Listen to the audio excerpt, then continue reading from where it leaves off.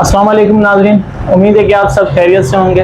नाज़रीन, आज हम आपकी मुलाकात कराने आए हैं सुन्नी तहरीक सक्खर ज़िले के प्रेसिडेंट मोहतरम जनाब अनवर कमाल साहब। अस्सलाम वालेकुम भाईजान। भाईजान क्या हाल है, खैरियत से? अल्हम्दुलिल्लाह ठीक है भाईजान, बहुत शुक्रिया कि आपने अपने मसरूफियात वाले वक्त में कुछ टाइम हमें भी दिया।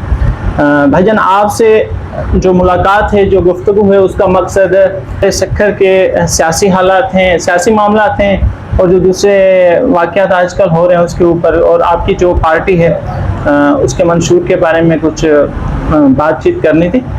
तो सबसे पहले अनवर भाई, आपकी पार्टी का मंशूर क्या है?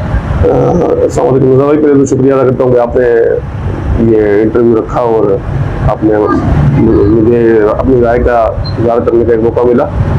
हमारी पार्टी सुन्नी तहरीक का मंशूर जो है, एक तो है मज़ारात औलिया और मसाजिदें बरेलवी, जो हमारा मसलक है उसकी मसाजिद के जो कब्जे छुड़ाना और उन पे कब्जे ना होना, ये हमारा मंशूर है कि उनको हम तहफ़्फ़ुज़ फराहम करें। और समाजी और फलाही काम, उसके साथ साथ हमारी अहले सुन्नत खिदमत कमेटी ट्रस्ट है हमारी, जो फलाही काम करते हैं, हमारे जो एक कमेटी बनी हुई है हमारी, तो उसका एक हमारा मंशूर ये है कि हम सालाना अपना जो है राशन प्रोग्राम करते हैं गुरबा में, रमज़ान में, और कुछ इलाके ऐसे हैं कि जिनको हम मंथली वाइज घरों में राशन प्रोवाइड करते हैं। और हमारा लेडीज़ के लिए सिलाई मशीनों का एक सिलसिला हमने चलाया था कि सिलाई मशीन सेंटर भी हमने खोले थे कि लेडीज़ को सिलाई मशीनें देकर उनको सेंटर बना के उनको जो है एक रोज़गार प्रोवाइड किया जाए और वो किसी की मोहताज ना हो। वो भी हमने काम शुरू किया था कुछ ही मतलब इलाकों में। और अल्हम्दुलिल्लाह मैं 2010 में जो है यहाँ सुन्नी तहरीक में शामिल हुआ था और आज इस ओहदे पर हूँ। अच्छा अनवर भाई, आपका इस तहरीक में आने का शौक़ कैसे हुआ और कब आए थे इस तहरीक में? आपकी शमूलियत कब हुई इस तहरीक में? वैसे तो शमूलियत मेरी 2013 में हुई थी, लेकिन उससे पहले 2010 में जब सक्खर और सिंध में सैलाब की सूरत हाल थी, तो हमने कुछ फलाही काम शुरू किए थे, राशन लोगों को देना। और मतलब यहाँ वो हालत थी कि लोगों जो बंद की जो तोड़ने की वो थी, तो सक्खर में गिरदोनवास में जो आबादियाँ आई थी वो भूख और प्यास की शिद्दत से मतलब बहुत परेशान थे। तो हमने अपनी मदद आप दोस्तों के साथ मिलके हमने ये काम शुरू किया कि उनको खाना प्रोवाइड करना, उनको पानी पीने का पानी मुहैया करना, उनको खेमे पहुंचाना। ये हमने अपनी ज़ाती जो दोस्त से हमने 4-5 जो हमने ये काम शुरू किया।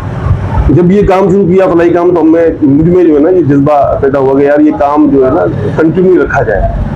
तो मैंने फिर सोचा कि कौन सा प्लेटफॉर्म है जिसको मैं ज्वाइन करूँ।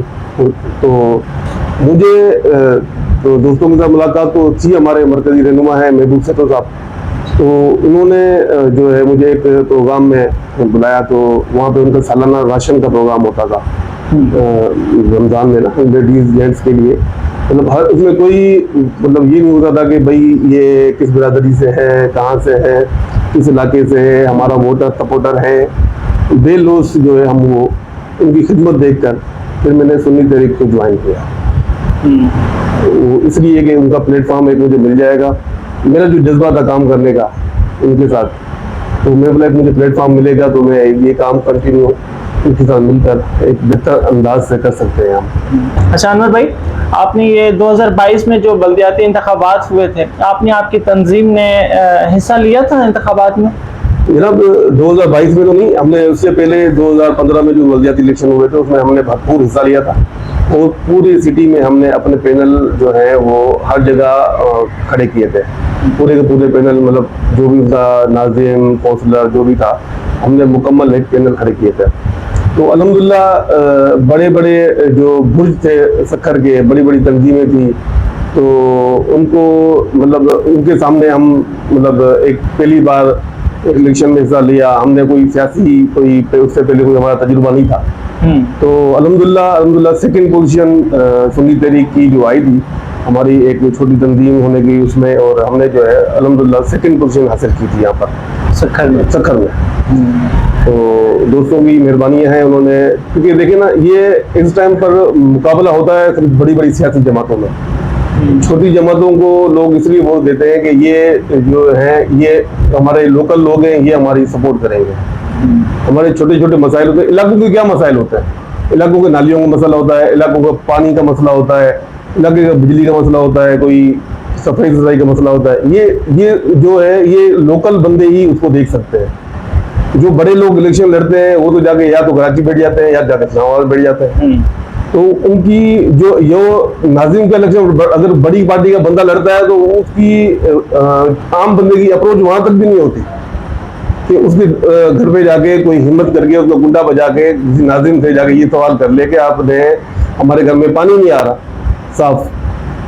तो इसलिए वो छोटे नुमाइंदों को अपने ऐवानों में भेजने की कोशिश करते हैं कि जिसको हम करीबी समझे, उसको हम उससे पूछ सके, उससे सवाल कर सके कि वो हमारी वोटों से आया है और हमने उसको एक नुमाइंदे की हैसियत से भेजा है तो वो हमारे लिए क्या कर रहा है। अच्छा अनवर भाई, अभी जनरल इलेक्शन करीब है तो इसमें हिस्सा लेने का इरादा रखते हैं आप या आपकी पार्टी? इंशाल्लाह भरपूर हिस्सा लेंगे। जो हालात जो दौर गुजरा है पिछले अदवार में आपने देखा होगा कि मतलब कि एक सिंध में तो एक बड़ी तंजीम की इजारादारी थी बड़ी पार्टी की, और बल्दियाती निज़ाम भी उनके पास था और सब निज़ाम उनके पास ही था। तो हमें उस 5 साल का कोई बेनिफिट किसी बंदे को नहीं मिला। अब बल्दियाती निज़ाम करोड़ों रुपए लगाने के बावजूद आज तक हमें साफ पानी नहीं मिला पीने के लिए। वो पानी अगर हम किसी बड़े को अगर मुंह धोने के लिए दें ना तो वो उसमें मुंह धोना भी पसंद नहीं करेगा जो हमारी आवाम को पीने के लिए दिया जाता है। और आए दिन मतलब जो मसले मसाइल हैं आप देखेंगे रोड हमारे ऐसे हैं कि आप घर से निकले तो आपको दोबारा आगे मतलब जब मुंह साफ करेंगे ना तो टावल काला हो जाएगा, ब्लैक हो जाएगा आपका जो ना वो आपको नुमाया मट्टी धूल और गुर्दो गुबार, आपका जो है सफाई का निज़ाम बिल्कुल यहाँ पर नाकस है। हमें जो क्या कहते हैं सहूलियात, हमारी बुनियादी सहूलियात हैं आज तक हमारे को वो ना मिली। मतलब आप ये जो पिछले 5 साल या 15 साल पीपल्स पार्टी का दौर हुकूमत गुजरा है उससे आप मुतमिन नहीं हैं? नहीं जी, मुतमिन तो तब हो ना। देखिए दावे तो उन्होंने बड़े किए, दावे बड़े करने से कुछ नहीं होता। हाँ इन्होंने कुछ इदारे हमें दिए हैं, NICBT दिया है, SIUT दिया है, इनकी एक आविष्य है जो जिनको हम अप्रिशिएट भी करते हैं और करना भी चाहिए जी। जहाँ हम उनको हर टाइम तनकीद का निशाना बनाते हैं, कुछ चीज उन्होंने की है लेकिन वहां तक पहुंचाने का किरदार भी इन लोगों का ही है ना। जब हमें पानी साफ नहीं मिलेगा तो हम SIUT जाएंगे गुर्दों की बीमारियों में मुब्तला होकर। जब हमारे को मतलब गजाई जो आप सखर में या कहीं भी देख लें कि आपको पीने का जो दूध है वो भी अगर आपको ना मिले, आपको सफेद उसको क्या कह सकते हैं हम जहर मिल रहा हो, आप वो पी कर बीमारी होंगे ना। कोई यहाँ पे मतलब निज़ाम नहीं है जो ये बेहतरी ला सके हमारे लिए कि हम जो है आवाम को कोई सहूलियात दे सके। 15 साल का दौर तो उनका गुजरा है लेकिन कोई हमें इसका जो है आजाद शुमार के अलावा कुछ हमें नजर नहीं आया। तो सखर मेयर अरसलान इस्लाम शेख साहब मुंतखब हुए हैं और इनकी काबीना है और ये टाउन्स वगैरह के जो चेयरमैन बनाए गए, तो इनसे उम्मीद है कि आने वाले ये जो 4 साल आगे आने वाले हैं ये इंशाल्लाह बेहतर होगी, बेहतरी के गुजरेंगे जी। बेहतरी के लिए ये कह सकते हैं कि उम्मीद की दुनिया कायम है।